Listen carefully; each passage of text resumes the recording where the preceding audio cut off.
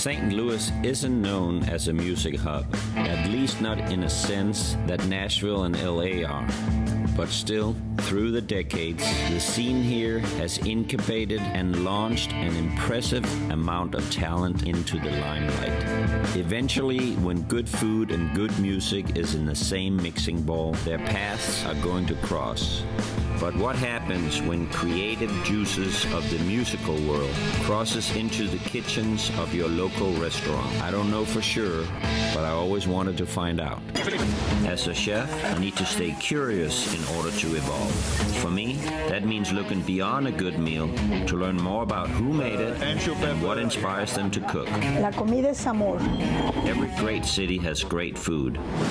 I'm going on a journey around the world, right here in St. Louis. I'm on a quest to find passionate chefs who cooks from the heart. Just excited. And I think it's the best. To prove that food is love. And it's gonna be delicious. Food is love. Love your food. To live the life of a chef, one must have stamina. Early mornings and late nights, daily logistical challenges, labor shortages, and just general uncertainties are par for the course in the restaurant business. Having the energy to get up and do it again each morning is certainly not for the weak. Throughout the 90s, an alt, rock, punk, ska, reggae band known as The Urge rose to stardom in St. Louis. Their unique combination of brass instrument line, metal and punk influences made The Urge an anomaly in the music industry at the time, and that earned them fans across multiple genres. But ask any Urge fan, and they'll tell you that it's the high energy the band brings to the stage that makes the show so good. Today I'm on my way to have lunch with Steve Ewing, lead singer of The Urge and owner of Steve's Hot Dogs, where his stamina and creativity from the stage has crossed over to some delicious dogs. The Urge is a mix of a bunch of different styles. So, especially like in the 90s where the ska music scene was really jumping up. People would call us a ska band because we had horns and we were totally into ska music. But we're a mix of a ton of stuff. I mean, ska, reggae, punk rock is a big influence on us, metal. Yeah. So imagine if you took all those genres and put them together. That was The Urge. So it was quite unique. So it's like a stew of a lot of different ingredients.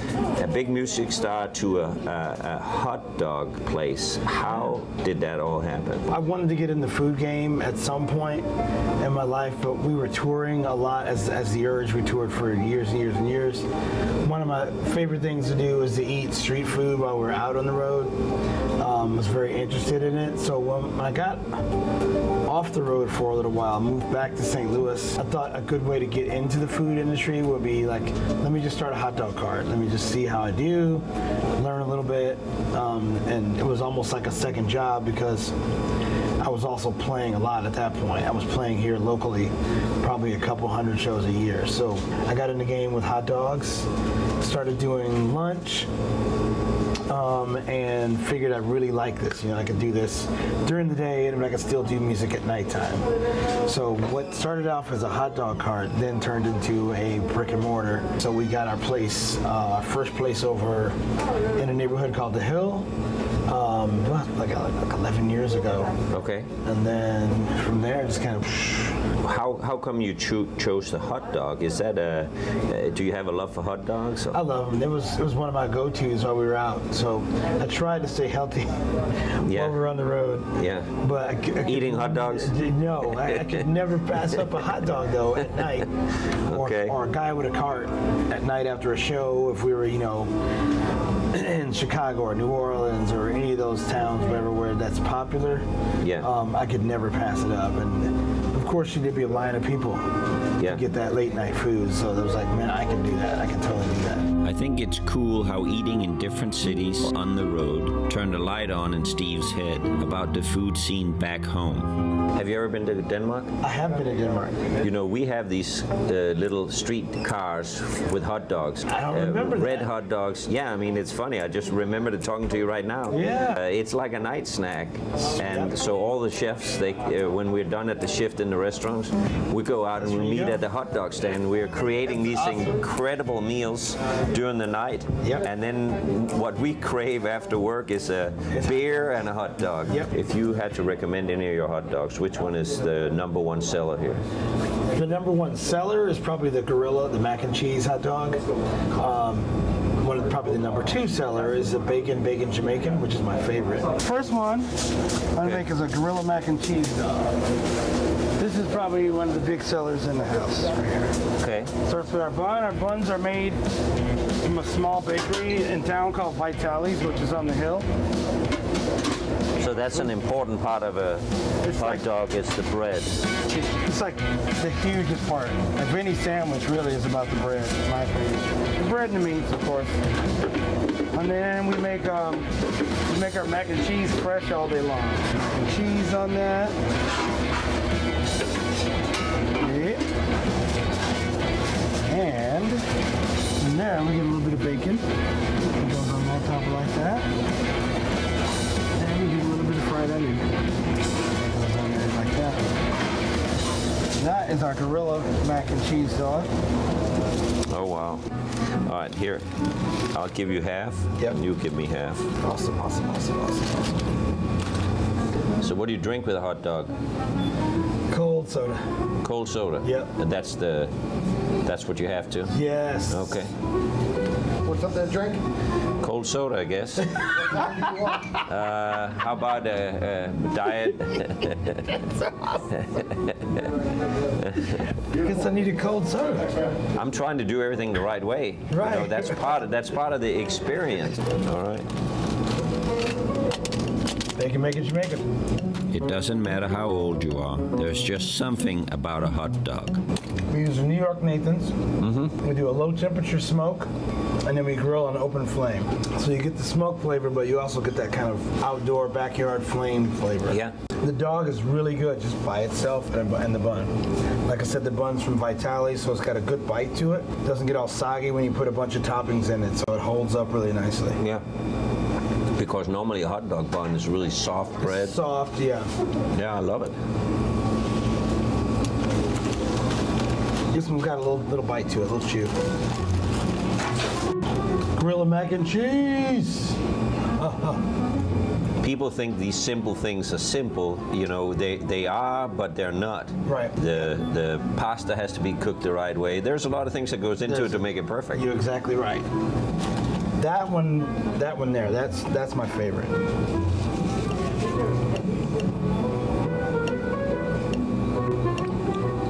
You can't talk when you're eating a hot dog. No, you can't.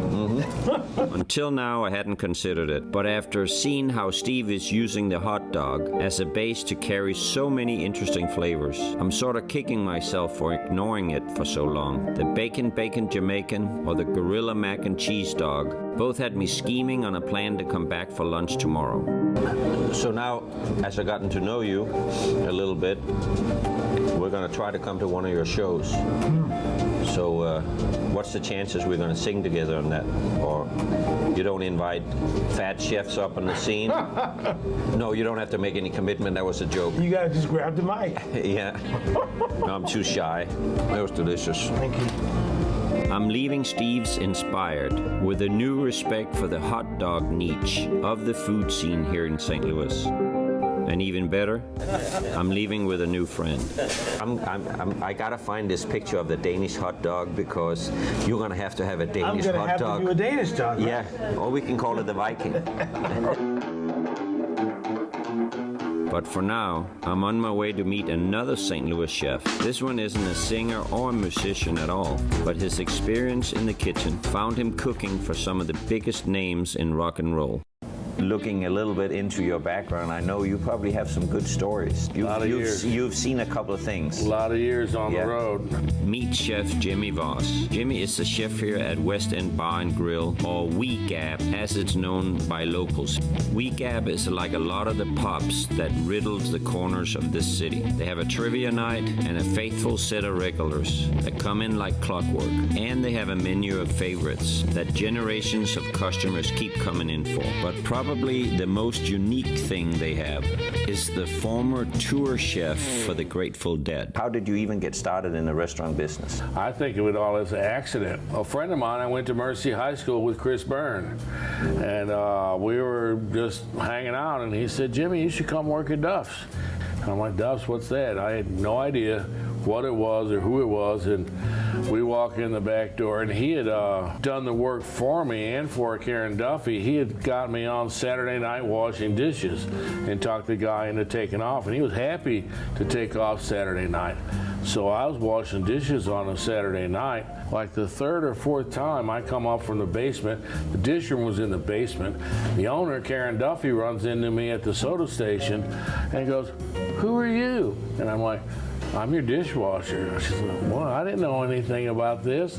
So they had secretly got me in to be the dishwasher on Saturday night without telling the boss or the owner what was going on. Anyway, within a year, I'm standing on the front line doing Friday, Saturday, and Sunday night dinner. It was really a special time for Duff's, but the West End, it was happening, and the whole West End was a magic time and a magic place. So are you a music guy too? I mean, you were interested in music? Or? I grew up loving music. My dad was a drummer and had access to a lot of early jazz growing up. And the first 10 years I worked at Duff's restaurant, Karen Duffy knew what my vacation was going to be and where I was going, because I'm like, Karen, Grateful Dead, I'm going. Whether it be Chicago or Atlanta or Cincinnati or wherever I could get tickets for, I would follow them and leave St. Louis to go. So I mean, that was before you met him and they took you. You were already a deadhead. Yes. Or is that the right term for that? Yeah. Okay. Big deadhead. Okay. Big deadhead. You sacrifice everything to go to all these concerts, basically, right? Yeah. New Year's Eve in San Francisco. The Uptown Theater in Chicago, a little mini beat-up version of the Fox. Some of the best shows I've ever seen in my life. Good stuff, great stuff. I'd seen over 100 shows before Mr. John McIntyre, who managed the Grateful Dead in the early 60s. He'd grown up in Belleville, Illinois, so he was St. Louis family. And through a mutual friend, I got to meet John McIntyre, and he came into Duff's. And I met him, and he liked my food, and I started cooking for him. He'd pop his head in the kitchen and go, Jimmy, what's special tonight? And I'd tell him, and I always make sure if I knew he was coming, I'd put a little extra touch on whatever it was for Mr. John McIntyre. Then you could fast forward to summer of '86. I'm cooking at Duff's, and I get a phone call. Hi, it's John. What are you doing? I'm like, I'm cooking. What are you doing? Well, we're up here in Alpine Valley outside of Milwaukee. And I'm like, I knew what Alpine Valley was. And he says, and he goes, well, our chef just quit. He flew home, and the management team was going to call New York and figure out if they get somebody out on the road right away. But I said, I'm going to call St. Louis. I go, St. Louis? Who's in St. Louis? Jimmy's in St. Louis. So he said, can you come out and cook for the Grateful Dead? And I said, no, you're kidding. I said, sure. Sure, John, yeah. And he had done his homework and already had called Karen Duffy to ask permission. And the next day I was in Ohio at the Rubber Bowl. We had Bob Dylan and Tom Petty and the Heartbreakers and the Grateful Dead in a little old football stadium there. Jimmy's stories can probably fill a book. For a chef that has been a devoted Grateful Dead fan his entire life, getting the call to come cook for the band on the road is like hitting the lottery. I mean, really, what are the odds? And they'd take me and show me what they had and what was going on, what the people had left, and said, what are you going to do? So I looked at it immediately, gave them a menu of what I was going to do, and they said, okay, and they left. And I was there cooking, and then I turn around and here's Mickey Hart. Well, can you make me a roast beef sandwich? I'm like, sure. You know, and one by one, everybody came through and wanted something, but they really wanted to just meet the new guy. And fortunately, after already having 100 or so shows under my belt, I had grown up enough that I knew what I was doing and where I was. I said, Jimmy, this is your chance. You better make it. Yeah. And so they kept asking me back after that. At one point, one of them pulled me aside and said, you know, we're on the road all the time. What we really miss here is Mom's home cooking. Because I thought I wanted to get fancy and impress. Yeah. And he said, we want Mom's home cooking. Yeah. So in a sense, I became Grandma Jimmy from that point, and then I realized I stopped trying so hard. You know, you do a prime rib with mashed potatoes, it's hard to beat. Yeah. They didn't. Comfort food. Comfort food. Remind them that there's grandmas here. The rubber bowl was the start of it all. I got to meet. Tom Petty and Mr. Dillon, that's not a bad way to start. Oh, no. I mean, I turn around there. I've got a dining room, and they're all in the dining room eating lunch. And I passed the tests. It started raining on loadout, and I had one of the managers from New York. He said, if you were to do this, what would you do? And I remember two things I told him. We've got everything in these little boxes everywhere, and you look on the stage and they've got everything in all these beautiful road cases. I said, I would build myself a road case to put all my stuff in so I could wheel it in and have it. My first show back as tour chef for Grateful Dead, Phil comes into the kitchen and he rolls this massive box in. And he goes, here you go, Jimmy, we built it for you. And it's this road case that's like this. And you can open up the cabinet and it's got every little pot and pan and tool and drawers with everything you need. And this row is all spices and more canned goods. And I'm like, I didn't know what to say. And we called it Bertha. Anybody who's familiar with this song, you kind of know what I'm talking about. It's big. But in the kitchen, the dishes is as colorful as the members of the Grateful Dead themselves. I cook with color. I'm gonna make for you the tangerine teriyaki salmon with the stir-fried wild rice. Well, I mean, I'm not a deadhead, but I'm a parrot head. I think I've done a couple of his shows a couple times, but I can't remember. So I got the basic foundation of wild rice, and you can put just about anything you want into a stir fry. There's a lot of different things in this dish. This is my tangerine teriyaki, but you can see how quick it happens. A little broccolini for a garnish. You were on the road. How many people were helping you in the kitchen? 1, 2, or 3, depending on the size and the magnitude of the show. A little bit more sesame seed. And there you have it. If you got the phone call, if they called you and said, hey, we're doing a reunion for the Grateful Dead, would you have it in you to say no to that, or would you go?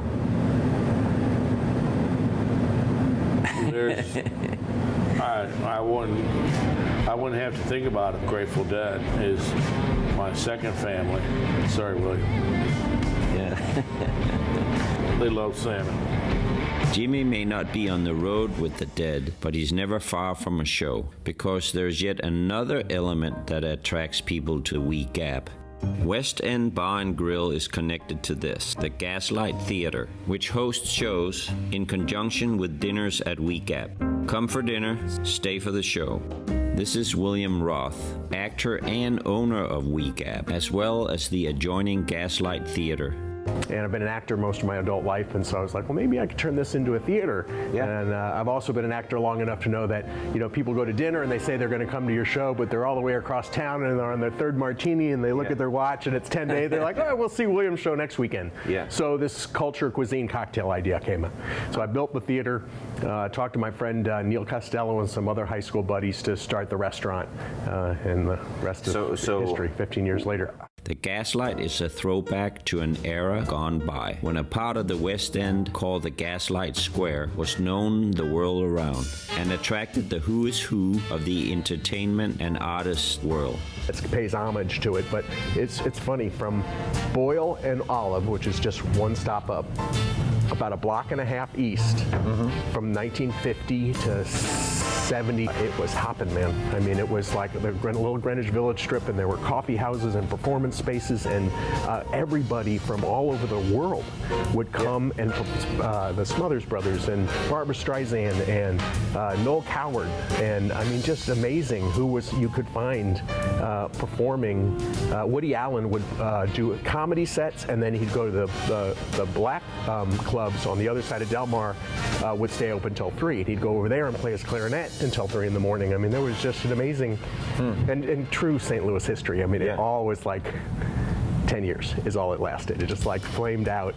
To hear William talk about it, Gaslight Square must have been something. The stories were strong enough to inspire him to do all the work he's done here. It's cool there is a theater attached to the restaurant. And you know, there's always actors and writers and playwrights from all over the country that are coming and going from our St. Louis Actors Studio that performs in here. There was nothing in here since the 50s, so the roof was gone. If it wasn't stone or brick, it was in the basement. And so we had full reign to do what we wanted. And so we turned this into a proscenium storefront theater with 99 seats up and down and a tech room in the back. So you're an actor too? I am. I'm the stage actor. I've always wanted to do Hamlet. You're familiar with that? Bring it. Yeah. You know, my rendition of Hamlet, is this the time, or this is not a good? No, it's good as long as it's under 4 hours. Food, culture, entertainment, theater, art, all of that stuff is right here. I mean, it's just amazing. And it all feeds each other. This culture cuisine cocktail, like I said, it's really really works, because especially on show nights when you've got a bunch of people eating and then they all come in here, and then the next round of people are eating while the show's in, and at act break people are coming out and they're like, what's going on in there? And then the actors hang out afterwards, and you've got these interesting writers and artists from all over that are just kind of hanging around and eating and talking, and it's a great place. Food and culture, right. Yeah, I mean, it's a great combination. And the idea always for our restaurant over there was this progressive pub food, where it was like, you know, you're going to be able to eat there every night if you want. That's how the structure is price-wise. William have found a way to merge the entertainment component to the food at We Gap. And I'm serious about the Hamlet part. Are you? No big surprise, but my Hamlet debut is going to have to wait. Maybe I can start over at the Blue Strawberry at the open mic night on Sunday. Definitely. Hone your skills. As I sit here at Blue Strawberry, and the toasted ravioli are pretty good here, by the way, I can't help think that it's all connected. Food and music, I mean. I would be lying if I said that hearing Jimmy's stories and meeting a rock star like Steve didn't conjure up fantasies in my mind of what could have been. Well, maybe, you know, I get to sing with the Urge one day. You never know. I have the urge now. You might have to come and grab the mic. Maybe it's never too late to follow a dream. Maybe Steve and I can start our own band. Do you want to go on a raid with? I'll jump right on in, man. Let's go.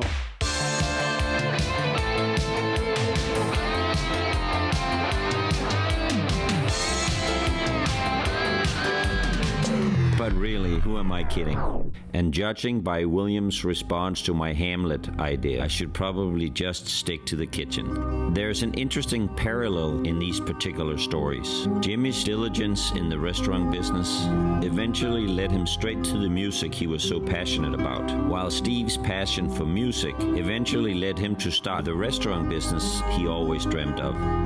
Food plays a central role in both stories, just like thousands of other stories that makes up the St. Louis food scene. You're helping other people that can't get any food to get food. We have a charity program called Feed the People, which started as just a hashtag just to let people know that we were already feeding like some homeless folks and some kids who didn't have meals from school. So we were kind of subsidizing kids' meals and helping to feed the homeless. When the pandemic hit, we realized that it was extremely important at that point to really feed the kids because school was out. Yeah. And a lot of kids depend on schools to provide at least a couple meals for them throughout the day. The idea was to get our food out to people on the streets. food is love and hot dogs is definitely It's love. all love. The rhythm of the kitchen is music all of its own. Maybe that's why food and music is such a natural fit. All right, Steve, you're gonna get a run for your money. The Big Dane, it's called. It's Havarti cheese, jalapeno, bacon, and brisket hot dogs. Salmon. Jimmy Voss, he did a lot of stuff with fun flavors. I wish I had some scarlet begonias. I think some Urge lyrics says it nicely, with a slight tweak. 4 letters and 2 words. Words that mean the same. One is love and one is food. Food is love.